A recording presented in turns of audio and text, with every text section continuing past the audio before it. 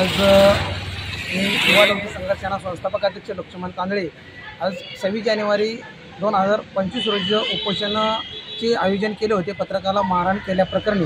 तर त्या अनुषंगाने कोल्हापूर जिल्ह्यातील अप्पर पोलीस अधीक्षक साहेब इचलकरंजी येथे आम्हाला आमंत्रित केल्याबद्दल आणि त्यांनी आम्हाला लेखी आश्वासन दिले की संबंधित शाहूपुरी पोलीस स्टेशनचे police head constable Suresh Shamrao Patil यांच्यावर योग्य ते कारवाई करण्यात येईल असे आम्हाला लेखी आश्वासन दिलेल्या कारणाने आम्ही उद्याचे 26 जानेवारी 2025 रोजीचे उपोषण तात्पुरत्या स्वरूपात आम्ही थांबवत आहे।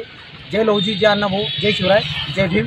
आणि ह्या सगळ्याला पाठपुरावा मानव अधिकार संघटनेचे अध्यक्ष माननीय डॉक्टर पाटील सर हेही या कार्यक्रमात आज इथं उपस्थित आहेत, प्लस इंगळे साहेबही आहेत आज इथं उपस्थित इचलकरंजीमध्ये।